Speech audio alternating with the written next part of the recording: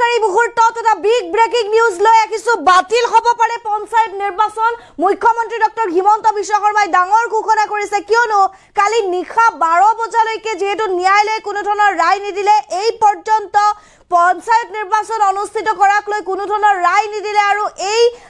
ৰায় নিদিয়াৰ পিছতে আসলতে মুখ্যমন্ত্ৰী গৰাকীয়ে মন্তব্য কৰিছিল যে মেট্ৰিক আৰু হায়াৰ সেকেন্ডাৰী পৰীক্ষাৰ পাছতহে ৰাজ্যত অনুষ্ঠিত হ'ব পাৰে পঞ্চায়ত নিৰ্বাচন কিয়নো 14 ফেব্ৰুৱাৰীৰ পৰা মেট্ৰিক পৰীক্ষা আৰম্ভ হ'ব আৰু তাৰ পূৰ্বে পঞ্চায়ত নিৰ্বাচন পতাটো অসম্ভৱ হ'ব বুলিও ঘোষণা কৰিছে কালিৰ দিনটোত মুখ্যমন্ত্ৰী গৰাকীয়ে সেয়েহে বাতিল হ'ব পাৰে পঞ্চায়ত নিৰ্বাচন এয়া মুখ্যমন্ত্ৰী ঘোষণা এই মুহূৰ্তত সবিশেষ খবৰ আমি আপোনালোকক জনাবলৈ চেষ্টা কৰিম এটা ব্ৰেকিং নিউজ লৈ আহিছো পঞ্চায়ত নিৰ্বাচনক লৈ বৃহৎ ঘোষণা মুখ্যমন্ত্ৰী ডক্টৰ হিমন্ত বিশ্ব শৰ্মাৰ মেট্ৰিক পৰীক্ষাৰ পাছতহে ৰাজ্যত অনুষ্ঠিত হ'ব পাৰে পঞ্চায়ত নিৰ্বাচন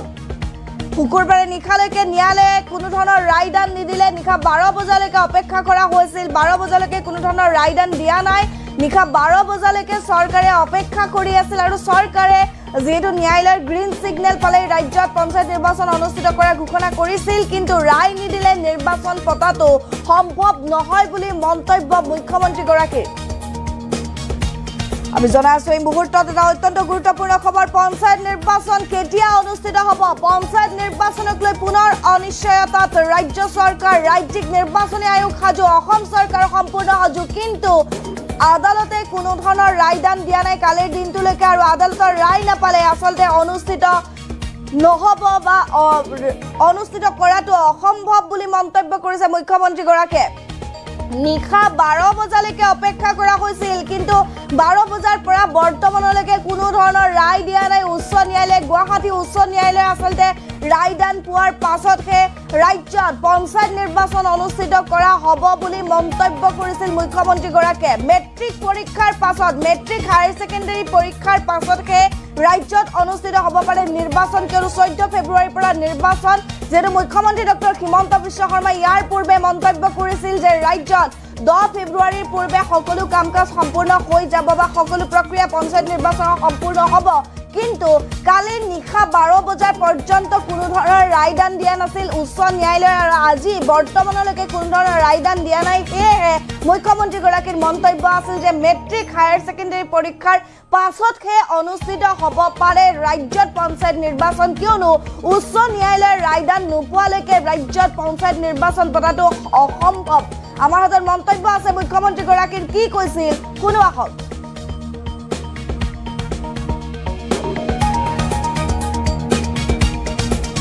যদি আমি পঞ্চায়ত ইলেকশন ঘোষণা কৰো আমাক এমাহ সময় লাগে পঞ্চায়ত পাতিবৰ কাৰণে আৰু আজি আমি 10 জানুৱাৰীত আজি গধূলিলৈকে এতিয়া আমি বহি আছো গোটেই কেবিনেটখনে যে উচ্চ ন্যায়ালয়ৰ যিগৰাকী ন্যায়াধীশ মহামান্য তেখেতে কোৰ্টত আজি ঘোষণা কৰিছিলে যে আজিৰ ভিতৰত তেওঁ জাজমেন্টটো দিব কিন্তু এতিয়ালৈকে আমি বহি আছো জাজমেন্টটো অহা নাই গোটেই কেবিনেটখনে ইনফেক্ট 3 ঘণ্টা সময় আমি বহি আছিলো যে জাজমেন্টটো আহিব অলপ পিছত আহিব এতিয়া আহিব এনেকৈ আমি অপেক্ষা কৰি আছো ইনফেক্ট দিনৰ 2টা বজাৰ পৰা আমি অপেক্ষা কৰি আছিলো সাধাৰণতে চৰকাৰসমূহে পঞ্চায়ত পাতিব নোখোজে যে আমি পঞ্চায়ত নাপাতো ইমান ইলেকশ্যনত আমি ৰিস্ক নলওঁ বিশেষকৈ বিধানসভাৰ নিৰ্বাচনৰ আগে কোনো চৰকাৰে পঞ্চায়ত পাতিব নোখোজে আমি পঞ্চায়ত পাতিবৰ কাৰণে উদ্গ্ৰীৱ হৈ বহি আছো কিন্তু এই পৰ্যন্ত মই অলপ আগতে মহাঅধিবক্তা দেৱজিৎ শইকীয়াক টেলিফোন কৰিছিলো তেওঁ কৈছে যে এই সময়লৈকে জাজমেন্টটো ডিক্টেশ্যন হৈ আছে জাজমেন্ট অহা নাই বা যি ধৰণৰ কথা আজি যদি ৰাতি 12টাৰ আগতে আমি জাজমেন্টটো নাপাওঁ পজিটিভ বা নেগেটিভ যি নহওক তেতিয়াহলে আমি পঞ্চায়ত ইলেকশ্যনটো একেবাৰে মেট্ৰিক বা হায়াৰ সেকেন্ডাৰী পৰীক্ষাৰ পিছলৈকে লৈ যাব লাগিব কাৰণ 14 ফেব্ৰুৱাৰীৰ পৰা মেট্ৰিক আৰু হায়াৰ সেকেন্ডাৰী আৰম্ভ হ'ব আৰু যদি এবাৰ ইলেকশ্যন কৰিলে একমাহ সময় লাগে নটিফিকেশনৰ পৰা আৰু দুটা ফেজত কৰিলে আজি হল 10 তাৰিখ 10 ফেব্ৰুৱাৰীত এটা হ'ব পাৰে 12 ফেব্ৰুৱাৰীত এটা ইলেকশ্যন হ'ব পাৰে কিন্তু আজি যদি ৰাতি 12টাৰ আগতে যদি হাইকোৰ্টৰ পৰা অৰ্ডাৰটো ওলাই নাহে আৰু পিছৰ 10 দিনো হাইকোৰ্ট বন্ধ আছে গতিকে তাৰ পৰিপ্ৰেক্ষিতত মই ভাবো যে পঞ্চায়ত ইলেকশ্যন পতাটো অসম্ভৱ হৈ পৰিব কাৰণ মেট্ৰিক আৰু হাই ছেকেণ্ডাৰী পৰীক্ষাৰ মাজত পঞ্চায়ত ইলেকশ্যন পাতিব পৰা নাযাব গতিকে যি সকলে মোক সুধি আছে যে পঞ্চায়ত ইলেকশ্যন কেতিয়া হ'ব মোৰ উত্তৰ এইটোৱে যে চৰকাৰে আজি 3 দিন ধৰি আৰু কেছবিলাক হৈছে অকল এটা কৰিমগঞ্জ জিলাৰ 19খন পঞ্চায়ত লৈ বাকি অসমখন ইয়াৰ লগত জড়িতই নাই কৰিমগঞ্জ জিলাৰ 19খন পঞ্চায়ত লাগিলে কৰিমগঞ্জ জিলাত ইলেকশ্যন নাপাতিলেও হৈ গ'লহেঁতেন বাকি জায়গাখিনিত ইলেকশ্যন পাতিব আমি অনুমতিটো পালে আমি ইলেকশ্যন পাতি দিলোহেঁতেন এই 12টা বজালৈকে আমি অপেক্ষা কৰিম কিন্তু আজি যদি ৰাতি 12টা বজাৰ ভিতৰত যদি নাহেগৈ হাইকোৰ্টৰ পৰা তেতিয়াহ'লে মই ভাবো যে মেট্ৰিক আৰু হায়াৰ ছেকেণ্ডাৰী পৰীক্ষাৰ আগত ইলেকশ্যন হোৱাটো অসম্ভৱ হৈ পৰিব আৰু এই ইলেকশ্যনো পিছুৱাবৰ কাৰণে কোনে লাগি আছে কংগ্ৰেছ দলৰ কৰিমগঞ্জ দলৰ প্ৰাৰ্থী হাফিজ ৰফিজ আহমেদ চৌধুৰীয়ে গোটেই কেছটো কৰি আছে আৰু তাৰ পৰা বুজা যায় যে গোটেই পঞ্চায়ত ইলেকশ্যন খেলিবৰ বাবে হাফিজ ৰফিজ চৌধুৰী আৰু তেওঁৰ সংগীসকলে সাহস কৰিব পৰা নাই আৰু সেই কাৰণে কেছটো কৰি পেলাই পঞ্চায়তটো পিছুৱাই আছে নিয়মমতে পঞ্চায়ত পাতিব লাগে যে চৰকাৰক বিপদত পেলাও পঞ্চায়ত পাতি দিও কিন্তু ইয়াত উলটা হৈছে যে বিৰোধী পক্ষৰ একাংশই কাৰণ হাফিজ ৰফিজ চৌধুৰী কংগ্ৰেছ দলৰ অফিচিয়েল কেণ্ডিডেট হয় আৰু আন যিগৰাকী অধিবক্তা তেওঁ কংগ্ৰেছ দলৰ দিনতে সলিচিটৰ জেনেৰেল হৈছিল দিল্লীত গতিকে দুইজন অধিবক্তাই আজিও তেওঁলোকে আৰ্গুমেন্ট 3 দিন আগত শেষ হ'ল আজিও 2 ঘণ্টা আৰ্গুমেন্ট কৰিছে গতিকে কিহৰ কাৰণে তেওঁলোক পঞ্চায়তৰ কাৰণে সাজু হ'ব পৰা নাই মই নাজানো কিন্তু তৃণমূলক গণতন্ত্ৰ বচাবৰ বাবে এবাৰ আমি বহুত কৰিছিলো পাৰ্টি লেছ কৰি দিছিলো যে কোনো পাৰ্টিৰ হ'ব নালাগে যাতে অৱসৰপ্ৰাপ্ত শিক্ষক অৱসৰপ্ৰাপ্ত ডক্টৰ সকলোৱে যাতে ইলেকশ্যন খেলিব পাৰে ভাল পৰিৱেশ হয় পঞ্চায়তৰ পৰা দুৰ্নীতি নোহোৱা হয় কিন্তু যি নহওক আমিতো হাইকোৰ্টৰ ওপৰত মাতিব নোৱাৰো গতিকে ৰাতি 12টালৈকে অপেক্ষা কৰিম আৰু 12টাৰ আগত যদি জাজমেন্ট পাওঁ হ'ব নহলে আৰু এটো মেট্ৰিক হায়াৰ ছেকেণ্ডাৰী পিছলৈকে পিছুৱাই যাব তাৰ পিছতো বানপানী আহিব বা বানপানী থাকিব কি পৰিৱেশ হয় আৰু এতিয়াই ক'ব পৰা নাযাব আজি যদি 12টালৈকে মই ইলেকশ্যন কমিশনকো ৰিকুৱেষ্ট কৰিছো যে আপুনি বহি থাকক আমিও বহি আছো কাৰণ পুলিচৰ পৰা ক্লিয়াৰেন্স লাগিব কোনটো ফেজত কিমান ডিপ্লয়মেন্ট হ'ব ডিজিপিও বহি আছে চিফ সেক্ৰেটাৰীও বহি আছে আমিও বহি আছিলো যদি 12টাৰ আগত ৰায়দান হয় আমিতো কৰি দিম কাৰণ যিজন ন্যায়াধীশ মহা অধিবক্তাই কোৱা মতে তেওঁ কোৰ্টত কৈ গ'ল যে মই চেম্বাৰত গৈ জাজমেন্টটো লিখি জাজমেন্টটো দিম কিন্তু এতিয়াতো 8:45 হ'ল জাজমেন্টটো আমি হাতত পোৱা নাই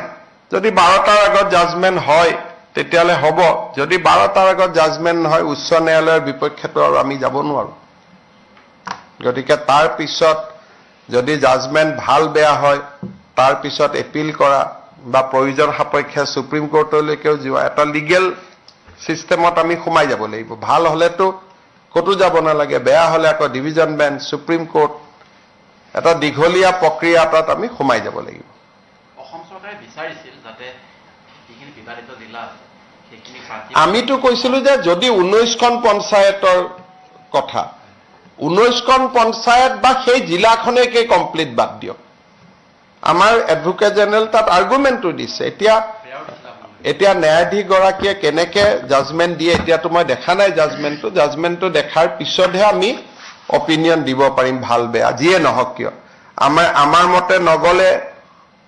তেতিয়াও কথা আৰু এয়া আছিল মুখ্যমন্ত্ৰী ডক্টৰ হিমন্ত বিশ্ব শৰ্মাৰ মন্তব্য কালিৰ দিনটোত নিশা 8:45 ৰাজ্যিক কেবিনেটৰ পিছতে কেবিনেট বৈঠকৰ পিছতে সংবাদমেল যোগে ঘোষণা আছিল মুখ্যমন্ত্ৰীগৰাকীৰ নিশা 12 বজা পৰ্যন্ত যদি ন্যায়ালয় বা আদালতে কোনো ধৰণৰ ৰায় নিদিয়ে তেনেহলে মেট্ৰিক হায়াৰ ছেকেণ্ডাৰী পৰীক্ষাৰ পাছতহে অনুষ্ঠিত হ'ব পাৰে ৰাজ্যত পঞ্চায়ত নিৰ্বাচন আৰু ইতিমধ্যে তেওঁ মন্তব্যত স্পষ্ট কৰিছে যে নিশা 12 বজালৈকে যদি পঞ্চায়ত নিৰ্বাচনক লৈ কোনো ধৰণৰ ৰায়দান নিদিয়ে উচ্চ ন্যায়ালয়ে তেনেহলে মেট্ৰিক আৰু উচ্চতৰ মাধ্যমিকৰ পিছতহে পৰীক্ষা অনুষ্ঠিত কৰা পঞ্চায়ত নিৰ্বাচন অনুষ্ঠিত কৰাৰ কথা ঘোষণা কৰিছিল মুখ্যমন্ত্ৰীগৰাকীয়ে আমি জনাই আছো অনিশ্চয়তাৰ মাজলৈ গৈ আছে পঞ্চায়ত নিৰ্বাচন কেতিয়া পঞ্চায়ত নিৰ্বাচন অনুষ্ঠিত হ'ব তাক লৈ ইতিমধ্যে যি এক চৰ্চা চলা দেখিবলৈ পোৱা গৈছিল আৰু এই চৰ্চাৰ মাজতে কালিৰ দিনটোত আসলে 10 জানুৱাৰী আছিল কালিৰ দিনটোতে উচ্চ ন্যায়ালয়ে ৰায়দান দিয়াৰ কথা আছিল সেই শুনানি দিয়াৰ কথা আছিল কৰিমগঞ্জৰ 19টাকৈ পঞ্চায়তক লৈ যি গোচৰ সেই গোচৰ গৈ পাইছিল উচ্চ ন্যায়ালয়ৰ দ্বাৰ আৰু উচ্চ ন্যায়ালয়তে আসলে ৰায়দান দিয়াৰ অপেক্ষা কৰি আছিল উচ্চ ন্যায়ালয়ৰ নিৰ্দেশনা পালে বা গ্ৰীণ সিগনেল পালে ৰাজ্যত পঞ্চায়ত নিৰ্বাচন অনুষ্ঠিত কৰাক লৈ মুখ্যমন্ত্ৰীগৰাকীয়ে মন্তব্য স্পষ্ট কৰিছে কিন্তু নিশা 12 বজালৈকে যেহেতু কোনো ধৰণৰ ৰায়দান নাহিলে আৰু নিশা 12 বজাৰ পিছত যদি পিছলৈকে যদি কোনো ধৰণৰ ৰায়দান নাই বৰ্তমান পৰ্যন্ত যেহেতু কোনো ধৰণৰ ৰায়দান দিয়া হোৱা নাই তাক লৈ মুখ্যমন্ত্ৰীগৰাকীয়ে মন্তব্য কৰিছে যে মেট্ৰিক আৰু হায়াৰ ছেকেণ্ডাৰী পৰীক্ষাৰ পাছতহে ৰাজ্যত অনুষ্ঠিত হ'ব পাৰে নিৰ্বাচন পঞ্চায়ত নিৰ্বাচনক লৈ মুখ্যমন্ত্ৰীগৰাকীৰ মন্তব্য বৰ্তমানলৈকে উচ্চ ন্যায়ালয়ৰ তৰফৰ পৰা কোনো ধৰণৰ ৰায় দিয়া নাই পঞ্চায়ত নিৰ্বাচন অনুষ্ঠিত হোৱাৰ সম্ভাৱনা খুবেই কম নিৰ্বাচন সন্দৰ্ভত মুখ্যমন্ত্ৰীৰ মন্তব্য ডাঙৰ মন্তব্য কৰিছিল কালিৰ দিনটোত আমি পুনৰবাৰ মুখ্যমন্ত্ৰীগৰাকীৰ সেই মন্তব্য শুনো আহক মেট্ৰিক আৰু হায়াৰ ছেকেণ্ডাৰী আৰম্ভ হ'ব আৰু যদি এবাৰ ইলেকশ্যন কৰিলে একমাহ সময় লাগে নটিফিকেশ্যনৰ পৰা আৰু দুটা ফেজত কৰিলে আজি হল 10 তাৰিখ 10 ফেব্ৰুৱাৰীত এটা হ'ব পাৰে 12 ফেব্ৰুৱাৰীত এটা ইলেকশ্যন হ'ব পাৰে কিন্তু আজি যদি ৰাতি 12টাৰ আগতে যদি হাইকোৰ্টৰ পৰা অৰ্ডাৰটো ওলাই নাহে আৰু পিছৰ 10 দিনো হাইকোৰ্ট বন্ধ আছে গতিকে তাৰ পৰিপ্ৰেক্ষিতত মই ভাবো যে পঞ্চায়ত ইলেকশ্যন পতাটো অসম্ভৱ হৈ পৰিব কাৰণ মেট্ৰিক আৰু হায়াৰ ছেকেণ্ডাৰী পৰীক্ষাৰ মাজত পঞ্চায়ত ইলেকশ্যন পাতিব পৰা নাযাব গতিকে যি সকলে মোক সুধি আছে যে পঞ্চায়ত ইলেকশ্যন কেতিয়া হ'ব মোৰ উত্তৰ এইটোৱে যে চৰকাৰে আজি 3 দিন ধৰি আৰু কেছবিলাক হৈছে অকল এটা কৰিমগঞ্জ জিলাৰ 19খন পঞ্চায়ত লৈ বাকি অসমখন ইয়াৰ লগত জড়িতই নাই কৰিমগঞ্জ জিলাৰ 19খন পঞ্চায়ত লাগিলে কৰিমগঞ্জ জিলাত ইলেকশ্যন নাপাতিলেও হৈ গ'লহেঁতেন বাকি জায়গাখিনিত ইলেকশ্যন পাতিব আমি অনুমতিটো পালে আমি ইলেকশ্যন পাতি দিলোহেঁতেন এই 12টা বজালৈকে আমি অপেক্ষা কৰিম কিন্তু আজি যদি ৰাতি 12টা বজাৰ ভিতৰত যদি নাহেগৈ হাইকোৰ্টৰ পৰা তেতিয়াহ'লে মই ভাবো যে মেট্ৰিক আৰু হায়াৰ ছেকেণ্ডাৰী পৰীক্ষাৰ আগত ইলেকশ্যন হোৱাটো অসম্ভৱ হৈ পৰিব আৰু এই ইলেকশ্যনো পিছুৱাবৰ কাৰণে কোনে লাগি আছে কংগ্ৰেছ দলৰ কৰিমগঞ্জ দলৰ প্ৰাৰ্থী হাফিজ ৰফিজ আহমেদ চৌধুৰীয়ে গোটেই কেছটো কৰি আছে আৰু তাৰ পৰা বুজা যায় যে গোটেই পঞ্চায়ত ইলেকশ্যন খেলিবৰ বাবে হাফিজ ৰফিজ চৌধুৰী আৰু তেওঁৰ সংগীসকলে সাহস কৰিব পৰা নাই আৰু সেই কাৰণে কেছটো কৰি পেলাই পঞ্চায়তটো পিছুৱাই আছে নিয়মমতে পঞ্চায়ত পাতিব লাগে যে চৰকাৰক বিপদত পেলাও পঞ্চায়ত পাতি দিও কিন্তু ইয়াত উলটা হৈছে যে বিৰোধী পক্ষৰ একাংশই কাৰণ হাফিজ ৰফিজ চৌধুৰী কংগ্ৰেছ দলৰ অফিচিয়েল কেণ্ডিডেট হয় আৰু আন যিগৰাকী অধিবক্তা তেওঁ কংগ্ৰেছ দলৰ দিনতে সলিচিটৰ জেনেৰেল হৈছিল দিল্লীত গতিকে দুইজন অধিবক্তাই আজিও তেওঁলোকে আৰ্গুমেন্ট 3 দিন আগত শেষ হল আজিও 2 ঘণ্টা আৰ্গুমেন্ট কৰিছে গতিকে কিহৰ কাৰণে তেওঁলোক পঞ্চায়তৰ কাৰণে সাজু হ'ব পৰা নাই মই নাজানো কিন্তু তৃণমূলত গণতন্ত্ৰ বচাবৰ বাবে এবাৰ আমি বহুত কৰিছিলো পাৰ্টি লেছ কৰি দিছিলো যে কোনো পাৰ্টিৰ হ'ব নালাগে যাতে অৱসৰপ্ৰাপ্ত শিক্ষক অৱসৰপ্ৰাপ্ত ডক্টৰ সকলোৱে যাতে ইলেকশ্যন খেলিব পাৰে ভাল পৰিৱেশ হয় পঞ্চায়তৰ পৰা দুৰ্নীতি নোহোৱা হয় কিন্তু যি নহওক আমিতো হাইকোৰ্টৰ ওপৰত মাতিব নোৱাৰো গতিকে ৰাতি 12টালৈকে অপেক্ষা কৰিম আৰু 12টাৰ আগত যদি জাজমেন্ট পাওঁ হ'ব নহলে আৰু এটো মেট্ৰিক হায়াৰ ছেকেণ্ডাৰী পিছলৈকে পিছুৱাই যাব